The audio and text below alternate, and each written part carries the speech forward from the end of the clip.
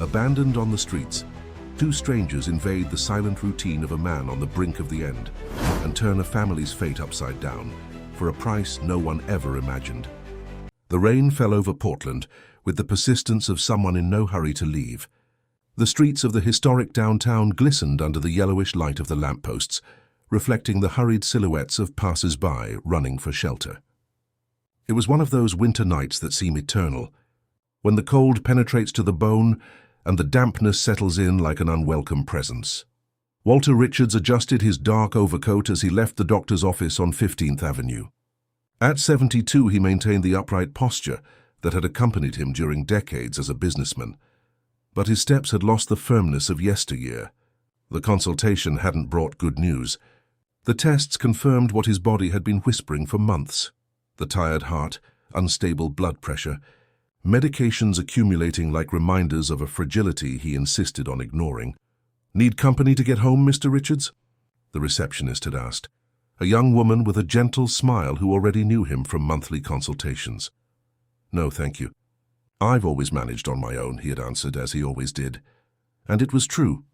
For almost 5 years since Margaret had passed away, Walter had grown accustomed to the solitude of the large house in Laurel Heights. A mansion that once housed laughter, parties, and the running around of his son Edward, but which now echoed only his own footsteps and the sound of the television that remained on more for company than actually to be watched. The walk to the taxi stand seemed longer than usual. The cold wind cut across his face, and Walter felt a sudden dizziness. He stopped, leaning against the wall of an old building, trying to regain his balance. The new medication was still making his body adjust, the doctor had explained, but this was different. It was as if the ground was swaying beneath his feet. "Just need to get home," he murmured to himself, forcing his steps. Not far from there, under the awning of a closed shop, Dorothy Sanders observed the movement on the street with experienced eyes. At 58, she had grey hair always tied in a simple bun and skin marked by years of exposure to the elements. Her clothes, although clean, betrayed the reality of someone who made the streets her home. Beside her, Ruth Franklin, 20 years younger, nervously fiddled with a plastic bag that held her few belongings. "It's going to rain all night," commented Ruth, pulling her coat closer to her body. Her dark eyes had a constant restlessness, as if always searching for something they never found. "I've seen worse," replied Dorothy, with the calmness of someone who had learned to accept adversity. "At least there's no wind here." That's how they had known each other for 3 months, since Ruth had arrived in Portland from the countryside, carrying only a backpack and stories she preferred not to tell. Dorothy had welcomed her as she did with everyone who crossed her path on the streets, offering the silent protection of someone who understood what it meant to have nowhere to go. "Dorothy, look at that man over there," whispered Ruth, discreetly pointing to Walter, who was staggering a few meters ahead. Dorothy followed the young woman's gaze and saw an elderly gentleman in a dark suit, clearly out of place in that area of the city at that hour. He was leaning heavily against the wall, his breathing visible in the cold air. Something in his posture revealed that he wasn't well. "He needs help," said Ruth, already getting up. "Wait a minute, girl." "We don't know who he is," warned Dorothy, holding her companion's arm. "Could be dangerous." But before she could continue, they saw Walter stumble and fall heavily on the wet sidewalk. The sound of the impact echoed through the empty street, followed by a muffled groan. For a few seconds he remained motionless, and that's when Dorothy knew there was no choice. "Now yes," she said, getting up quickly. "Let's go." The two women ran to where Walter lay on the ground, the rain washing his pale face. He was conscious but clearly disoriented.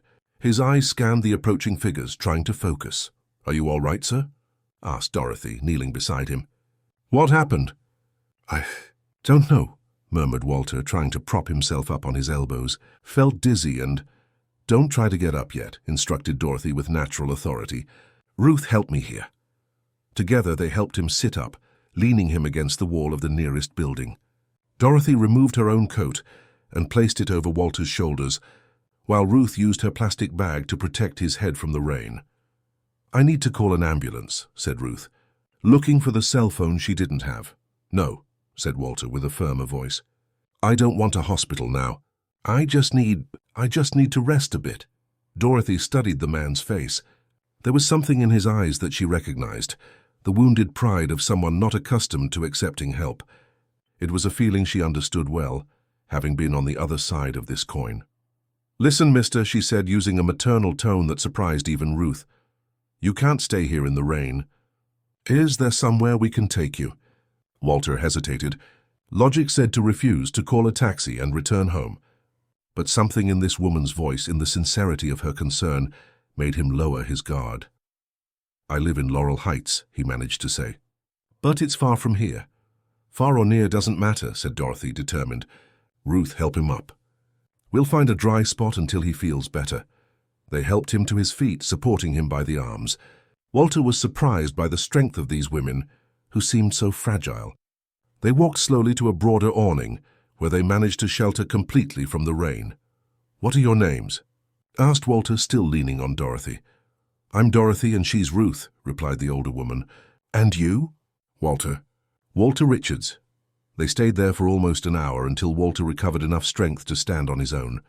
During this time, Dorothy remained vigilant, constantly checking if he was all right, while Ruth observed everything in silence, as if recording every detail in her memory.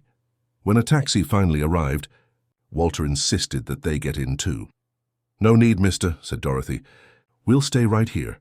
"Please," he insisted, and there was something in his voice that made them accept. During the journey to Laurel Heights, little was said. Walter observed the two women in the rearview mirror, trying to understand why they had helped him. When they arrived at his house, an imposing structure surrounded by high walls and well-maintained gardens, he saw the surprise in their eyes. "This is your house?" asked Ruth, breaking the silence she had maintained throughout the trip. "Yes," replied Walter simply. You saved me today. I don't know how to thank you." "No need to thank us for anything," said Dorothy, already preparing to exit the taxi. "Anyone would have done the same." But Walter knew that wasn't true. On the wet sidewalk, dozens of people had passed by him without even looking. Only these two women had stopped to help. "Wait," he said when they were saying goodbye. "At least let me pay for your taxi back." Dorothy was going to refuse, but Walter had already given enough money to the driver. They said a quick goodbye, disappearing into the rainy Portland night, leaving Walter alone in front of his empty house.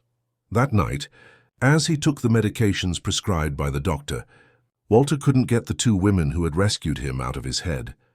There was something in Dorothy's determination and Ruth's silent melancholy that intrigued him. For the first time in years, he felt grateful for something he couldn't fully explain. If this story interested you, don't forget to subscribe to our channel and give it a like. Tell us what city you're watching us from. We'll continue. Providence Hospital in Portland received Walter Richards 3 days after the incident in the rain. Irene Montgomery, his private nurse for 2 years, found him unconscious in the bathroom of the mansion during her routine morning visit. The ambulance arrived in 15 minutes, but to Irene it seemed like hours. "Mr. Richards, can you hear me?" asked the on-duty physician, Dr. Henry Matthews, while checking his vital signs. "Have you had any similar episodes recently?" Walter slowly opened his eyes, reality returning in fragments. The white ceiling of the hospital, the smell of disinfectant, the concerned voices around him. His mind, however, was elsewhere, in the rain, on the wet sidewalk, in the firm hands that had helped him to his feet. "Doctor," said Irene, approaching the stretcher, "he had an episode last Tuesday. Fell on the street but said it was just dizziness." "Why didn't you tell me this before?" asked Dr. Henry, frowning. Walter tried to speak, but the words were costly to come out. There was something he couldn't reveal. Something about that night that he needed to keep to himself. The two women who had helped him weren't just good Samaritans. There was something more, a connection he still didn't understand, but that he felt pulsing in his chest every time he thought of them. "He said he was helped by some people," continued Irene, "but he didn't want to give details." Dr. Henry sighed, making notes in the chart. "We'll need more tests. And Mr. Richards, it's crucial that you tell me everything about these episodes. Your life may depend on it." 2 hours later, Edward Richards arrived at the hospital with the tense expression that had become his trademark in recent years. At 42, the successful lawyer carried the weight of a recent separation and the frustration of a complicated relationship with his father. "How is he?" He asked Irene, who was waiting in the hallway. "Stable, but the doctors are concerned. It was 2 fainting spells in 1 week, she replied, noting how tired Edward looked. He doesn't want to talk about what happened on Tuesday. What do you mean, doesn't want to talk? He said he was helped by some people on the street, but when I try to ask for more details, he changes the subject. Edward massaged his temples. He knew his father's stubbornness well, but this was different. There was a secret there, and Edward knew how to recognize when someone was hiding something. I need to talk to him, he said, heading to the room. He found Walter awake, looking out the window with a thoughtful expression that Edward hadn't seen in years. Dad, you gave me quite a scare. Walter turned to his son, and for a moment Edward had the impression that there was something different in his eyes, a liveliness he hadn't seen in a long time. Edward, my son, sorry for worrying you. The doctor said you had another episode last week. Why didn't you tell me? Walter hesitated. How to explain to his son that 2 strangers had awakened in him something he thought lost forever? How to talk about the sense of belonging he felt in the few minutes he was under their care? It was just dizziness, nothing serious. Dad, stop this. You fell on the street and were helped by strangers. That's not nothing serious.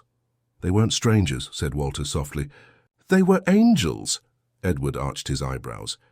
His father had never been a religious person or given to metaphors. What kind of people were they? Did you get their names? Address? Why so many questions? First, I do this because I want to thank them, and because I need to understand what's happening to you. Walter closed his eyes, remembering Dorothy's careful touch adjusting the coat over his shoulders, the genuine concern in her eyes. He also remembered Ruth, silent but attentive, as if storing every moment in memory. Dorothy and Ruth, he finally said. Their names are Dorothy and Ruth. Last names? I didn't ask. Edward made a mental note. Something in this story didn't add up, and his experience as a lawyer had taught him to trust his instincts when something seemed out of place. Where do they live? I don't know. What do you mean you don't know? They didn't take you home? Walter opened his eyes, fixing his gaze on his son. Edward, they saved me. That's all that matters. But for Edward, that was far from all that mattered. While his father rested, he sought out Irene in the hallway. I need you to do something for me, he said. When my father is discharged, I want you to find out who these women are who helped him.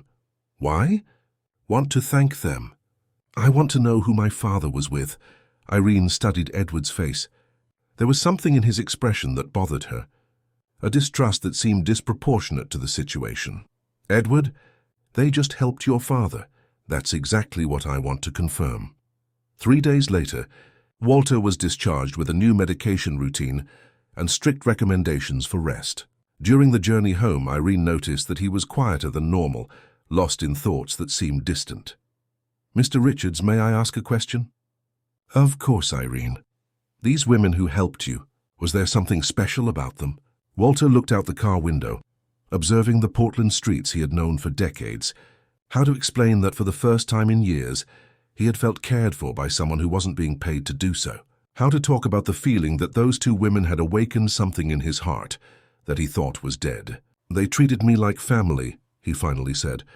I can't explain it, but it was as if they had known me for years. Irene nodded, but internally a concern began to grow. In 2 years caring for Walter, she had learned to recognize when he was vulnerable. And rich, lonely men in vulnerable moments could become easy targets. Would you like to meet them again? More than I would like, replied Walter without hesitation. More than anything. That night, while Walter rested at home, Irene made a decision. She called Edward and proposed something that would change the course of everything. I'll look for them, she said, but not for the reason you think. Your father needs to thank them properly. And if they're really in a difficult situation, maybe he can help them. Irene, do you think that's prudent? I think your father needs this. I haven't seen him so interested in something for a long time. Edward hesitated. Part of him wanted to investigate these women for completely different reasons than Irene's. But maybe she was right. Maybe his father really needed this. All right, he finally agreed. But promise you'll be careful. I promise. 2 days later, Irene was walking through the streets of downtown Portland, looking for Dorothy and Ruth. She had started with the places where homeless people usually took shelter, the transit center area, the awnings of 15th Avenue, the recesses of the older buildings.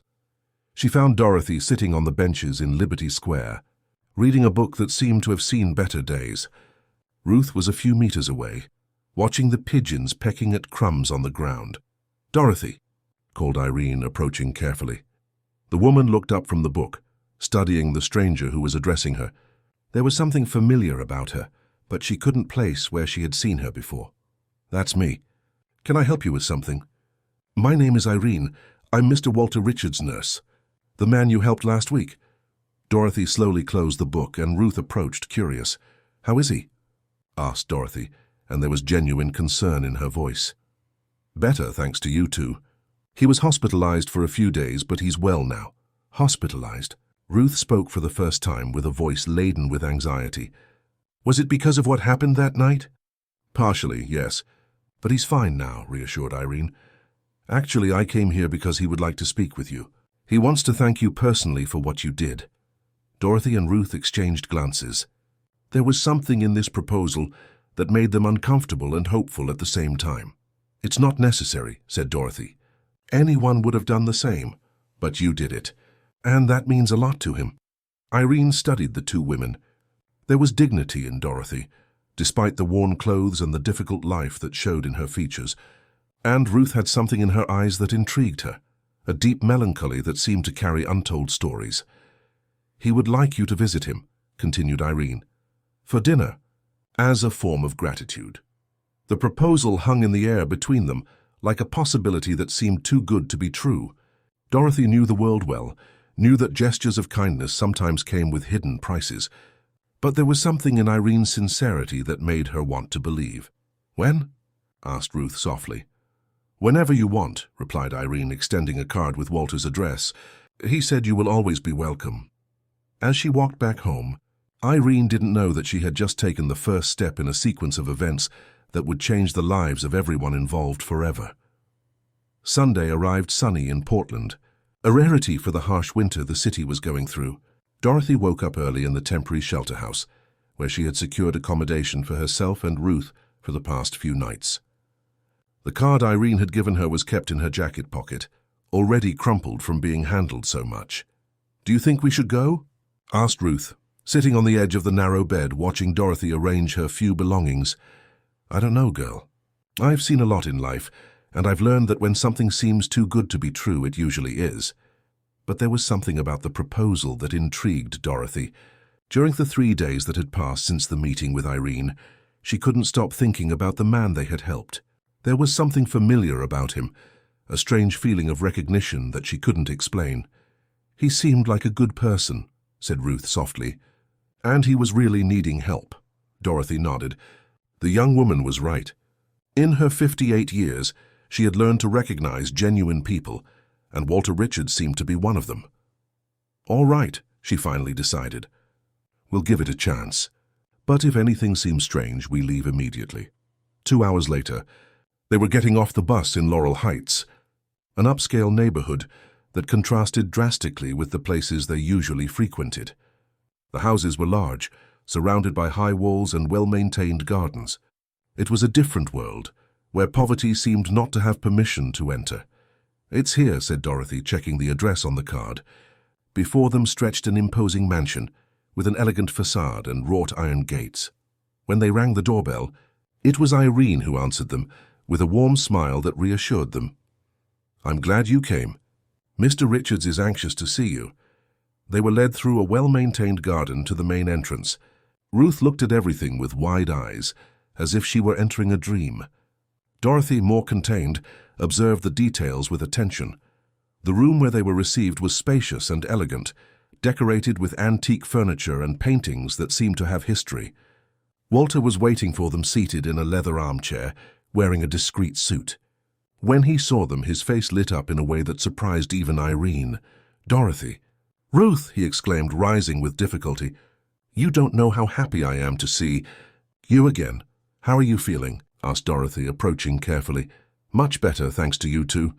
Walter gestured for them to sit. "Please make yourselves at home. This is your house." The phrase echoed through the room with a weight that none of them expected. It was more than politeness. There was sincerity in his words that left them momentarily silent. "You didn't need to do this," said Dorothy. "We just did what was right." "No," replied Walter firmly. "You did much more than that. You showed me that there are still good people in the world." During the lunch that Irene had prepared, the conversations flowed naturally. Walter told about his years as a businessman, about the wife he had lost, and about the loneliness that had become his constant companion. Dorothy spoke about her years working as a housekeeper, about the difficulties that had led her to the streets. Ruth remained more quiet, but her eyes observed everything with an attention that intrigued Walter. "And you, Ruth?" he asked at a certain point. "Where did you come from?" The young woman hesitated, nervously fidgeting with her napkin. "From the countryside," she said simply. "Lakeside. Lakeside, Montana? That's far from here." "Sometimes we need to go far to find what we're looking for," she replied, and there was a melancholy in her voice that made Walter want to ask more. But he respected her silence. After lunch, Walter made a proposal that would change everything. "I would like to offer something to you," he said, addressing mainly Dorothy. "I have guest rooms that I haven't used in years. If you want, you can stay here for a few weeks until you get better organized." Dorothy remained silent, processing the offer. It was too generous, too good to be true. "Mr. Richards, that's very kind, but—" "It's not charity," he interrupted. "It's gratitude. And to be honest, it's also a bit of selfishness on my part. This house has been empty for so long that sometimes I hear an echo when I talk to myself." Ruth looked at Dorothy with hope in her eyes. For weeks they had been sleeping in temporary shelters, cold places where dignity was a luxury they couldn't afford. "Can we think about it a bit?" asked Dorothy. "Of course. And while you think, how about getting to know the house?" Irene guided them through the rooms of the mansion. It was impressive. 4 bedrooms, 3 bathrooms, a library full of books, a living room with a fireplace, everything impeccably clean and well-maintained, but carrying the weight of loneliness. "Does Mr. Richards live here alone?" asked Ruth. "For 5 years since his wife passed away," replied Irene. "His son Edward comes to visit him sometimes, but he has his own life." "It must be very lonely," murmured Ruth, gently touching a framed photo that showed a younger Walter next to an elegant woman. "It is," agreed Irene. "That's why he was so happy when you helped him. It was as if he had found a family." The word family resonated strangely with Ruth, who continued observing the photos scattered throughout the house. There was something in the features of young Walter that bothered her, a familiarity she couldn't explain. When they returned to the living room, Dorothy had already made her decision. "We accept," she said, "but only temporarily until we get organized." "For as long as you want," replied Walter, and the joy on his face was genuine. That same afternoon, they moved into the mansion. Dorothy chose the simplest room, a suite on the first floor with a view of the garden. Ruth stayed in the room next door, decorated in soft tones that immediately reassured her. "It seems like a dream," said Ruth, lying on the soft bed for the first time in months. "Be careful not to get too accustomed," warned Dorothy, but her voice lacked conviction. She was also impressed with the change in their lives. Meanwhile, Walter walked through the house with an energy that Irene hadn't seen in years. The presence of the 2 women had filled a void that he didn't even know existed. "Mr. Richards," said Irene before leaving for home, "are you sure you're doing the right thing?" "More certain than I've been about anything in recent years," he replied. "For the first time since Margaret passed away, this house seems alive again. That night Edward called to check how his father was doing. 'Dad, how was your day?' 'Wonderful, Edward.' 'Simply wonderful.'" There was something in his father's tone of voice that left Edward intrigued, a joy that he hadn't heard in a long time. Did something special happen? Walter hesitated. He knew his son wouldn't approve of his decision, but he couldn't hide the truth for long. "The women who helped me came to have lunch here today." "That's good, Dad. Were you able to thank them properly?" "Sachs, more than that. I invited them to stay here for a few weeks." There was a long silence on the other end of the line. "Dad, can you repeat that?" "Edward, they needed help and I needed company. It was a decision that benefits everyone." "Dad, you barely know these people. How can you let them live in your house? They saved me, Edward. And now I can give back." After hanging up the phone, Edward sat in his living room processing the information. 2 strangers were living with his elderly and vulnerable father. Everything in him screamed that this was a bad idea. The next morning, he cancelled all appointments and headed to his father's house. He needed to personally meet these women and understand what game they were playing. Meanwhile, at the mansion in Laurel Heights, Dorothy was waking up in a comfortable bed for the first time in years, and Ruth was exploring the library like a child in a candy store. Walter was having his breakfast with a smile on his face, observing the movement in the house that had finally come back to life. None of them imagined that Edward was on his way, determined to protect his father from people he considered potential opportunists, and none of them knew that the secrets of the past were about to emerge, transforming that seemingly harmonious coexistence into something much more complex and mysterious. If this story interested you, don't forget to subscribe to our channel and give it a like. Tell us what city you're watching us from. We'll continue. Edward arrived at his father's house on Wednesday morning, determined to assess the situation that had worried him since the phone call. He parked his car in the garage and used his key to enter as he always did. What he didn't expect was to find the house transformed. There were fresh flowers on the hall entry table. The smell of freshly made coffee came from the kitchen, and for the first time in years, soft music echoed through the rooms. It was as if the mansion had awakened from a long sleep. "Dad?" he called, heading to the living room. "Edward!" Walter rose from the armchair where he was reading the newspaper, a genuine smile lighting up his face. "What a nice surprise. Come, I want to introduce you to my guests." Before Edward could protest, Dorothy appeared from the kitchen, drying her hands on an apron. She stopped when she saw the young man, studying him with experienced eyes. "This must be your son," she said, extending her hand. "I'm Dorothy Sanders. Very pleased to meet you." Edward shook her hand, surprised by the firmness of the handshake and the dignified posture of the woman. It wasn't quite what he expected to find. "Edward Richards," he replied, observing her carefully. "My father told me that you helped him." "We only did what anyone would do," said Dorothy simply. At that moment, Ruth came down the stairs carrying some books. When she saw Edward, she froze like a frightened animal. "This is Ruth," introduced Walter with paternal affection. "Ruth, this is my son, Edward." The young woman waved timidly without approaching.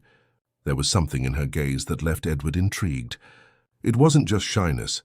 It seemed to be recognition mixed with anxiety. "Dad, can I talk to you in private?"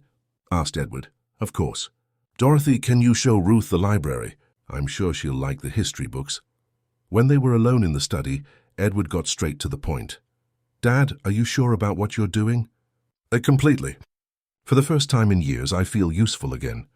But you barely know these people. What if they have ulterior motives?" Walter sighed, sitting behind the desk that had once commanded his business empire. "Edward, I know you worry about me, but these women have awakened something in me that I thought I had lost forever." "What kind of thing?" "The feeling of having a family again." Edward felt a tightness in his chest. He knew his relationship with his father was distant, that his visits were more out of obligation than genuine affection.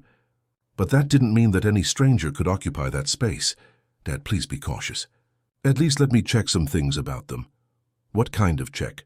"Background references." "Normal procedures." Walter hesitated. Part of him wanted to protect Dorothy and Ruth from any investigation, but he understood his son's concern. "All right," he finally agreed. "But be discreet. I don't want them to feel uncomfortable." While father and son talked, Dorothy walked through the library with Ruth, observing the impressive collection of books. "Look at this," said Ruth, removing a photo album from a low shelf. "Can I see it?" Dorothy nodded, and together they began to flip through the pages. They were photos of the Richards family throughout the years. Young Walter with his wife Margaret, Edward growing up, family parties, trips. "They seem to have been very happy," commented Ruth, stopping at a photo where Walter appeared at approximately 40 years old, embracing a blonde woman who was clearly not Margaret. "Who could this be?" murmured Dorothy, studying the image carefully. The woman in the photo had light eyes and a radiant smile. She was pregnant, and Walter was holding her with a tenderness that contrasted with the more formal appearance in the photos with Margaret. "Must be someone from the family," said Ruth, but there was uncertainty in her voice. Dorothy continued flipping and found more photos of the same woman, always with Walter, always happy. In one of them, she was holding a baby in her arms. The date on the back said, Elizabeth and Our Princess, June 1985. Elizabeth, repeated Dorothy in a low voice. The name echoed in her mind like a distant bell. Do you know that name? Asked Ruth. I don't know, maybe. They quickly put the album away when they heard footsteps approaching. Edward and Walter were returning from their conversation, and the tension between them was palpable. Find anything interesting? Asked Walter, noticing the books that Ruth had selected. Your library is wonderful, replied Dorothy. Ruth loves history. You can take as many books as you want to your room, offered Walter. This house needs its books to be read again. Edward observed the interaction with critical eyes. There was something in the familiarity with which Dorothy moved around the house, in the way Ruth looked at everything, that bothered him. I need to go, he finally said. Dad, we'll talk later. After Edward's departure, the atmosphere in the house became tenser. Dorothy realized that Walter's son did not approve of her presence there. Mr. Richards, she said later, as they prepared lunch, if our presence is causing problems with your family. It isn't, he interrupted firmly. Edward worries too much. He's always been that way. He has the right to be concerned. We're practically strangers. Walter stopped cutting the vegetables and looked at her. You know, Dorothy, I have a strange feeling about you two. It's as if we've known each other for a long time. Dorothy felt her heart accelerate. How so? I can't explain it. It's just a feeling. Don't you feel that too? She hesitated before answering. The truth was that yes, there was something familiar about him. Something that had disturbed her since the first time she saw him. Sometimes people connect in inexplicable ways, she finally said. Meanwhile, Edward was in his office researching everything he could about Dorothy Sanders and Ruth Franklin. What he discovered left him even more concerned. Dorothy had worked as a housekeeper in various homes in Portland and the metropolitan region, but always for short periods. There were gaps in her professional history that were difficult to explain. Even more disturbing was a case of identity fraud from more than 10 years ago, archived for lack of evidence. About Ruth, the information was even scarcer. There were no records of formal employment, and her documentation seemed to have been issued recently in Montana. This isn't right, murmured Edward, making notes. He decided to hire a private investigator to deepen the research.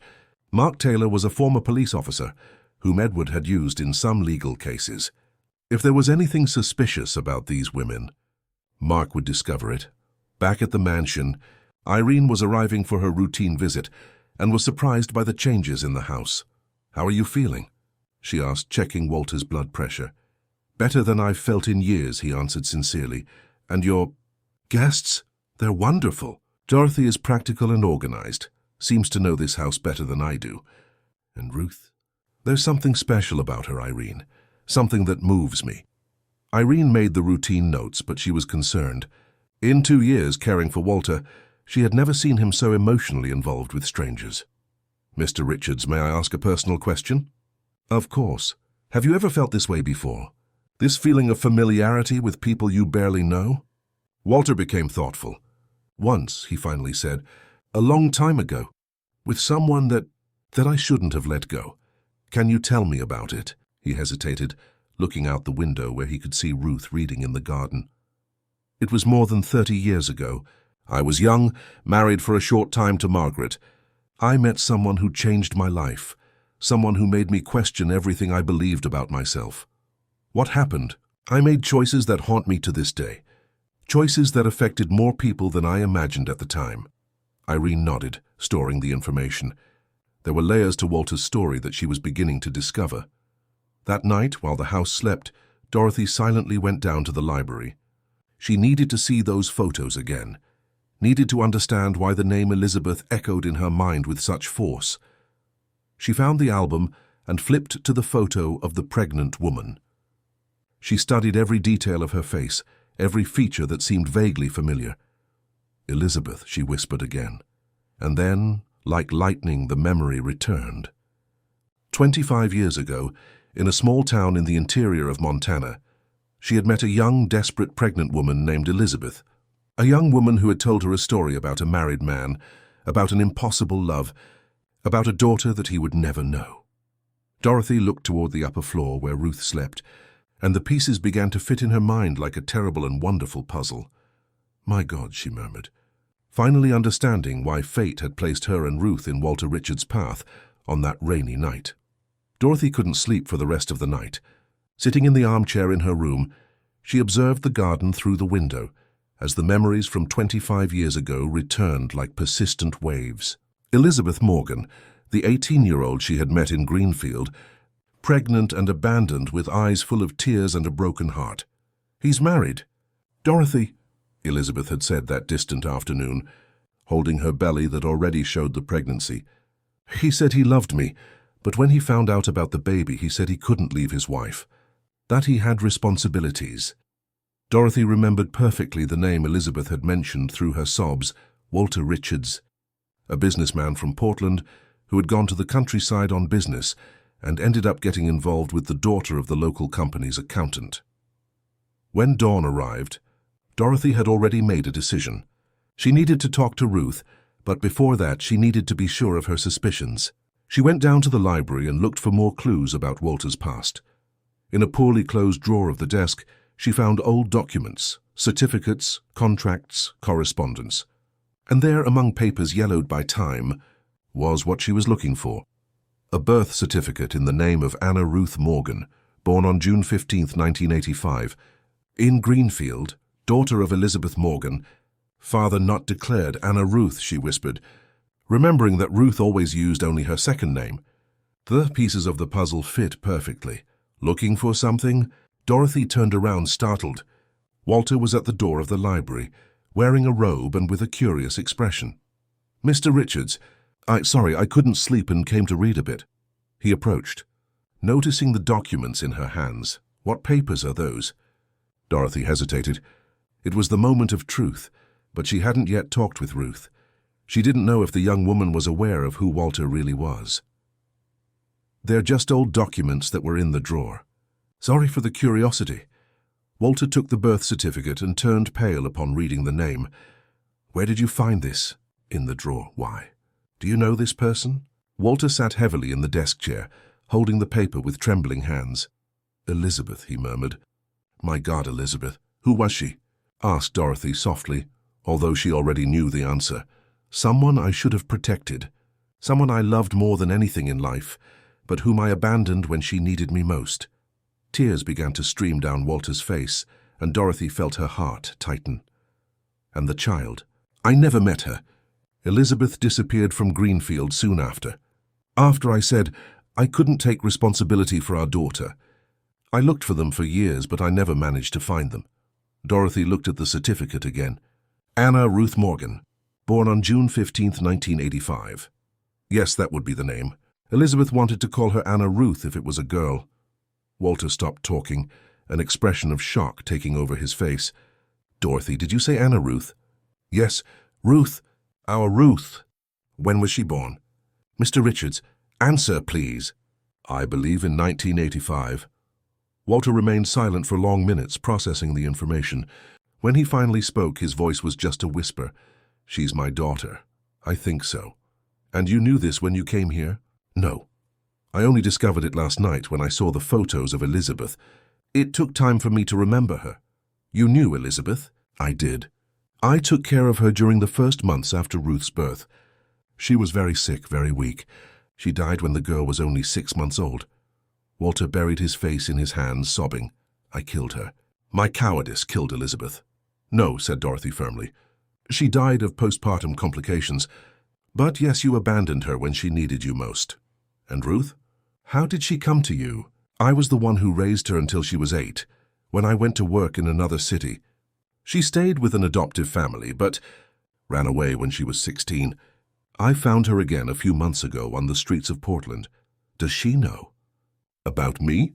I'm not sure. She never spoke directly about you, but there's something in the way she looks at you. I think subconsciously she feels the connection." At that moment they heard footsteps on the stairs. Ruth was coming down wearing a simple pajama that Irene had brought for her. "Good morning," she said timidly, stopping at the door of the library when she saw the two talking. Walter and Dorothy exchanged glances. It was the moment that would change everything. "Ruth," called Walter with a choked voice, "can you come here, please?" She approached cautiously, noticing the tears on the face of the man she had come to see as a father figure. Did something happen? Tom, I need to ask you something. Your mother, what was her name? Ruth tensed. It was a subject she rarely discussed. Elizabeth. Elizabeth Morgan, why? Walter extended the birth certificate to her. Ruth read the document with wide eyes. Where did you find this?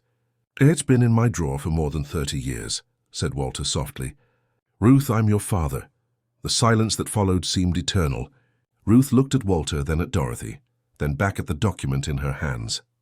This can't be true, she whispered. It is true, my daughter.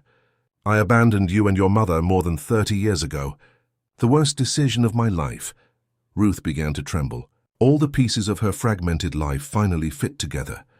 The feeling of familiarity she felt for Walter, the way he treated her with paternal affection, the reason why she had felt at home in that mansion. You abandoned us, she said, her voice growing in volume and pain. My mother died because you abandoned us. Ruth, cried Dorothy. No, she shouted. He had the right to know. I had the right to have a father. Ruth ran out of the library, going up the stairs in tears. Walter tried to follow her, but his legs didn't respond. He fell back into the chair, destroyed. She's right, he said to Dorothy. I'm a coward. I always have been. You were young. You were afraid. It wasn't just fear. It was selfishness. I thought only about myself, my reputation, my convenient marriage. I never really thought about what they needed. Dorothy knelt beside Walter's chair. Now you have a second chance. Don't waste it. Meanwhile, Edward was receiving a call from Mark Taylor at his office. Edward, I need to talk to you. It's about these women who are at your father's house. What did you discover? Things that will interest you, especially about the younger one, Ruth. There are documents that suggest a connection to your family that you won't believe. What kind of connection? It's better we talk in person. Can I come there now? Come immediately. While Edward was preparing to discover truths about his family at the mansion in Laurel Heights, Walter was slowly climbing the stairs to Ruth's room. He knocked on the door softly. Ruth, may I come in? Go away, she replied through the door, her voice still choked with crying. Please, my daughter. Let me explain. I'm not your daughter. You have no right to call me that. Walter rested his forehead against the door, feeling the weight of all the lost years. You're right. I have no rights at all. But please give me a chance to try to fix what I broke. On the other side of the door, Ruth was sitting on the bed, hugging her knees. Her whole life had been a sequence of abandonments and disappointments. Discovering that she had finally found her father, only to confirm that he had rejected her since before birth, was a pain she didn't know how to process. There's nothing to fix, she finally said. What's been done has been done. There is. I can start by being the father I should have been from the beginning. 38 years too late. Walter sat on the floor of the hallway, resting his back against the door. Ruth, I know I don't deserve forgiveness. I know there are no words that can undo the harm I caused. But you need to know that not a day has gone by without me thinking about you and your mother. If you thought so much, why did you never truly look for us? Because I'm a coward, because I was afraid of what I would find, because I thought you were better off without me. Ruth suddenly opened the door, finding Walter sitting on the floor with tears streaming down his face. We weren't better off, she said with a firm voice. My mother died alone and broken. I grew up not knowing who I was. I spent my whole life wondering why my father didn't want me. Walter looked at her, seeing for the first time Elizabeth's features in her face, his own eyes reflected in hers. I always wanted you, he said with conviction, from the moment I knew you existed, but I was too weak to fight for you. And now I want to try to make up for lost time. If you'll let me. Ruth studied the face of the man she had just discovered was her father. She saw in him the same loneliness that had accompanied her all her life, the same emptiness that she knew so well. I don't know if I can, she whispered. Then let's try together. One day at a time. For the first time since the revelation, Ruth gave a trembling smile. Maybe, just maybe, it wasn't too late to start building what they never had. Edward arrived at his father's house 2 hours after receiving the information from Mark Taylor. The investigator had discovered the same truth that Dorothy had revealed in the morning. Ruth was Walter's daughter. But Edward had a completely different perspective on this discovery. Dad, he shouted as he entered the house, his voice echoing through the corridors. "Where are you?" He found Walter in the living room, sitting next to Ruth on the sofa. The two seemed to have been crying, but there was a strange peace between them. Dorothy was in the armchair across from them, observing the scene with a maternal smile. "Edward," said Walter, standing up, "I need to tell you something." "I already know," replied Edward dryly. "I know exactly who she is." Ruth shrank on the sofa, intimidated by the hostility in his voice. "Then you know she's my sister," continued Edward, looking directly at Ruth. "My half-sister, to be more precise." "Edward, please calm down," asked Walter. "Calm down?" Edward laughed bitterly. "I discovered that my father had an extramarital affair, that he abandoned a pregnant woman, and that now this person appears here pretending to be a good Samaritan to take advantage of you." "It's not like that," protested Dorothy, standing up. "We didn't know who he was when we helped him." "So, of course you knew." Edward pointed at Ruth. "Do you think I'm an idiot?" "She planned all of this." "Edward, you're wrong," said Walter firmly. "They discovered the truth only this morning. I confirmed it myself." "Dad, you're being manipulated."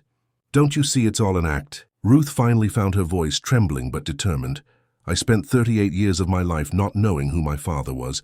Do you think I would invent a pain like that?"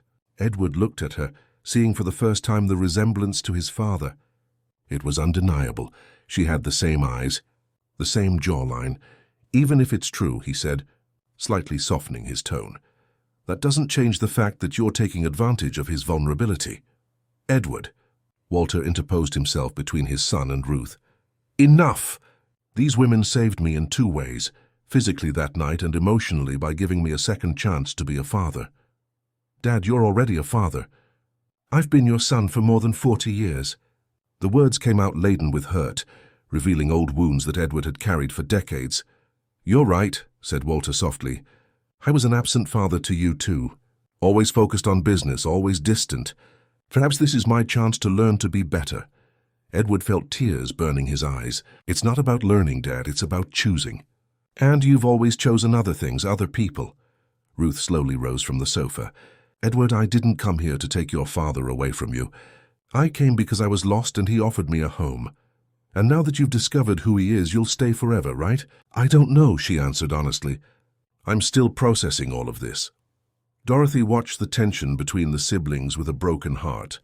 She had witnessed so much suffering over the years, so many families destroyed by pride and misunderstandings. "May I say something?" She interrupted. "You both have lost a lot of time. Edward, you lost years fighting with your father for attention.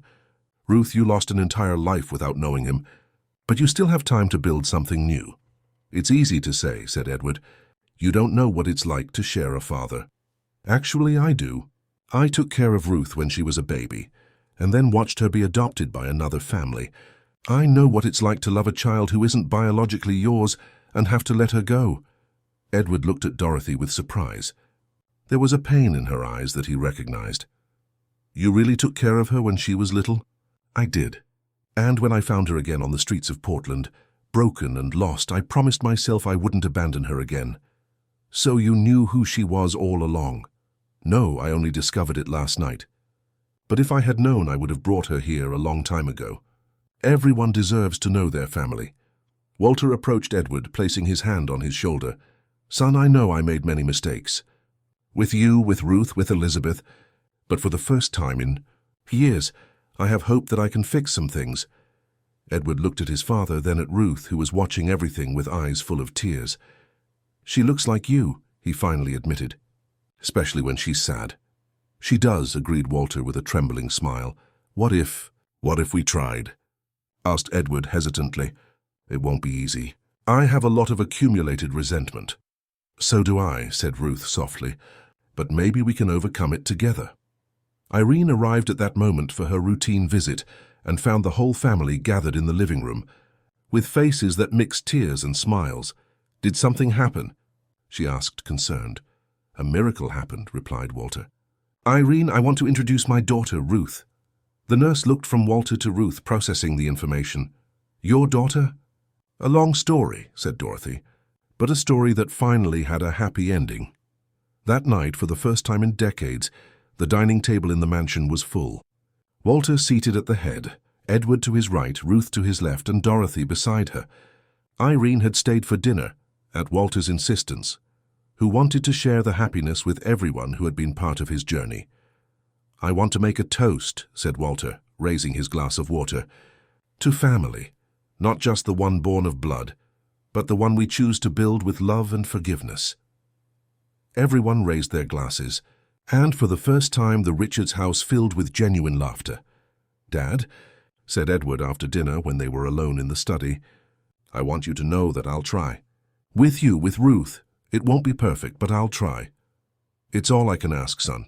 And I want to help financially, with Ruth, with Dorothy.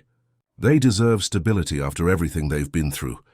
Walter hugged his son, feeling that he had finally regained not just a daughter, but perhaps also the relationship with Edward. 3 months later, the mansion in Laurel Heights had completely transformed. Ruth was studying to complete high school, with private lessons paid for by Edward. Dorothy had officially accepted the position of house administrator, a title that recognized what she already did naturally. Edward visited regularly, sometimes bringing his ex-wife and children to meet Aunt Ruth. The relationships were being built slowly, with patience and much dialogue. "You know what's funniest?"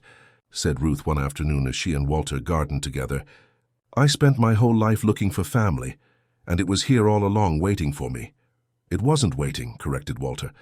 "It was hiding like a coward. But sometimes miracles happen even when we don't deserve them. Everyone deserves a second chance, Dad."